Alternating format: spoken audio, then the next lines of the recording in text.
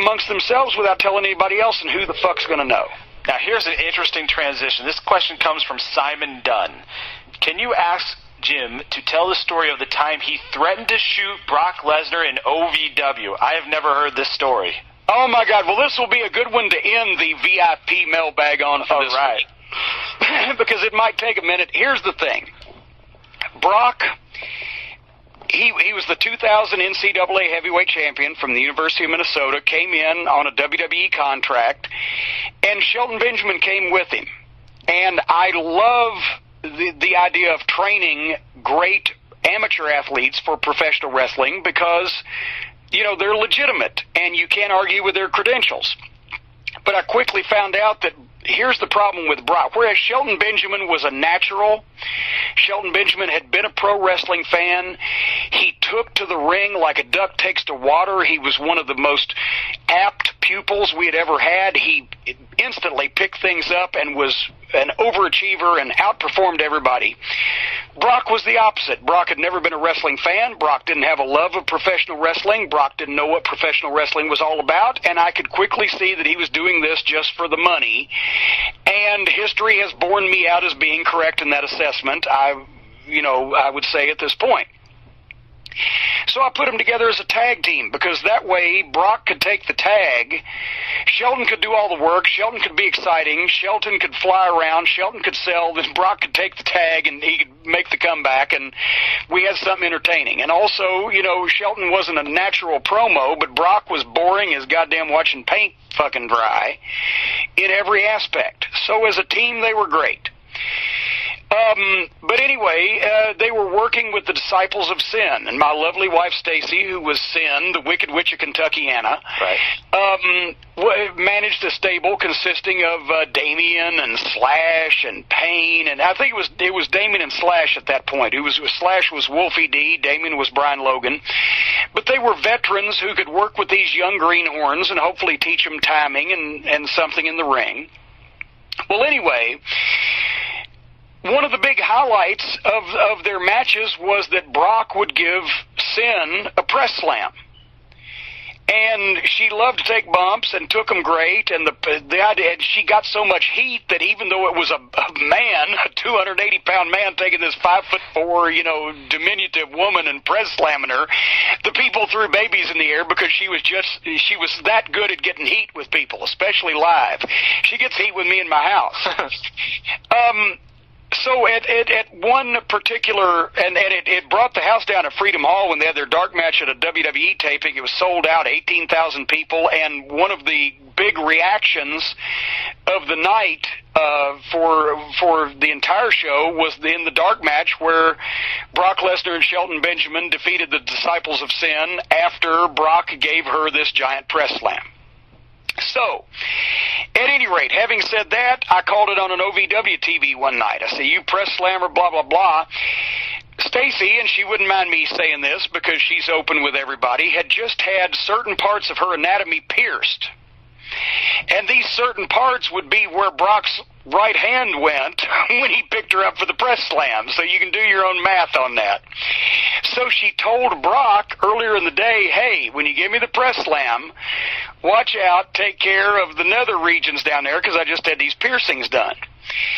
Well, Brock, because he, I guess, wanted to be one of the boys that, and see, we'd had problems with Brock. He was very respectful to me and to Danny Davis because we were his coaches, because he was one of these college jocks that had been, pushed through college because he was a major athlete and had always been catered to, but he would bully the referees, he'd bully the ring crew. He made one of our referees cry one time. Kenny Bolin, my best friend, one of the managers, he was being Kenny Bolin one time and flirting in an innocent way with Brock's girlfriend at the time, not Sable. But, but Brock comes out and cuts a promo on him and cusses him and shoves him and just makes an ass out of himself, because anybody that was a coach or had some standing, Brock would respect, but anybody that he felt was below him, the water boy on the team, you get the idea, college jock, he would fucking belittle and berate. And that, in addition to the fact that he was being paid 5 times as much as the other developmental guys, I expected more out of Brock. I had to browbeat him one time because he was supposed to be a babyface, and he went out and the people started booing him because he had that natural prickish demeanor. So he got on the microphone and cut a heel promo on him. And when I got him back in the locker room, I said, motherfucker, you're fixing to work for Vince McMahon, and if he wants you to be a heel or be a baby face or wear a chicken suit and cluck like a duck on Broadway, you're going to fucking do it. So he couldn't get it. He wasn't in love with wrestling. Now it bears out to this day. He still does it just for the fucking money.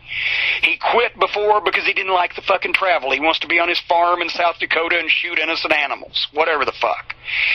Anyway, so he's telling Stacy all day, Sin all day, when I get you up here, I'm gonna squeeze it. I'm gonna fucking, and she's like, brother, don't do that. I'm telling you. So what happens when you know who won the pony? He gives her the press slam, and he fucking clamps down and squeezes with his right hand. And she's got an incredible tolerance for pain. She actually, in California, broke her ankle in both places, or in both bones, to the point where it turned sideways and still finished a fucking match. But she came in fucking crying and squealing, and when he got back, there was more crying and squealing and yelling, and they were cutting promo on each other, because she won't give a cripple crab a crutch, and she don't mind telling somebody what she thinks of him. That's why we're married. So she's cussing him, and he's cussing her, and I hear all this hoopla and caterwauling, and go back there, and I'm like, what the fuck?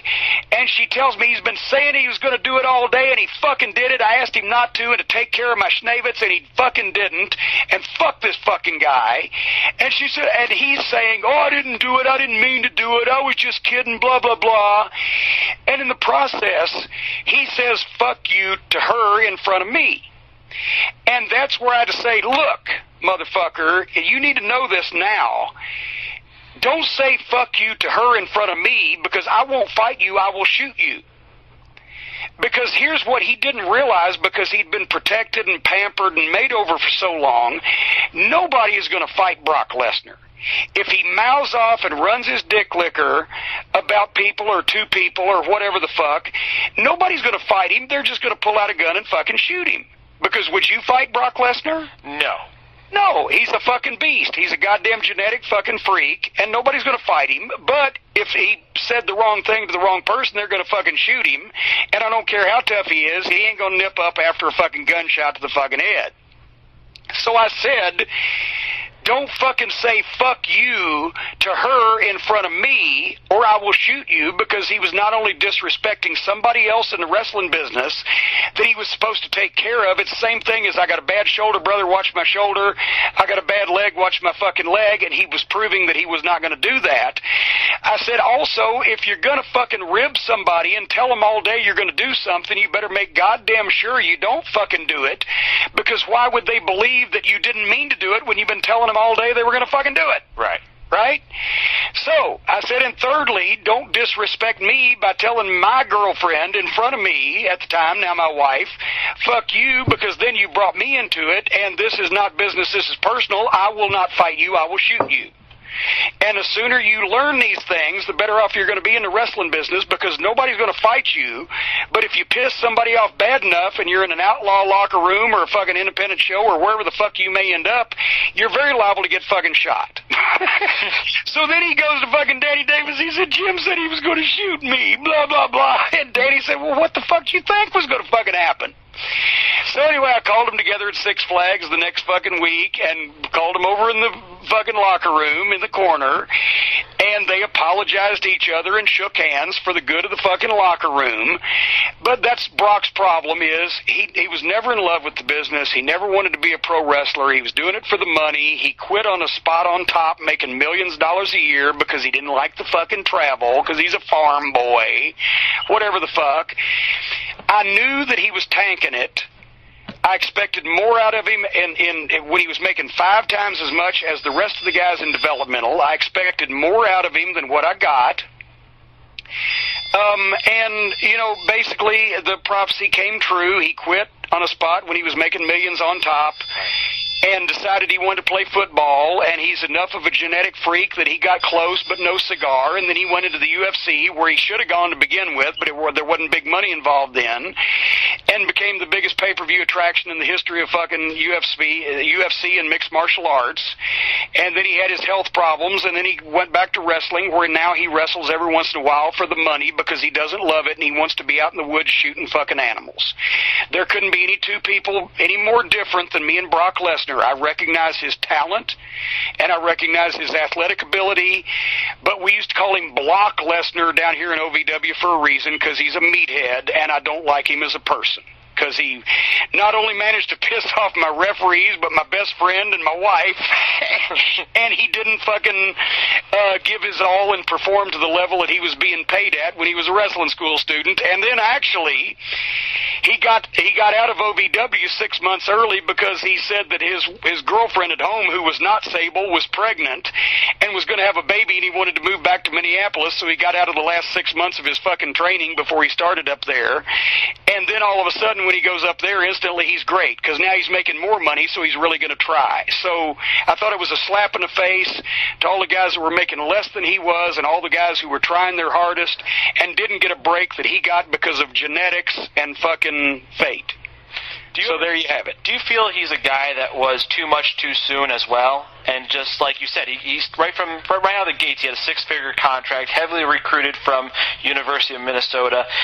Do you feel like, had he exhausted all his other opportunities out of college, whatever was being offered, whether it was Pride or the Olympics, whatever it was going to be, do you think it would have turned out differently? Or no.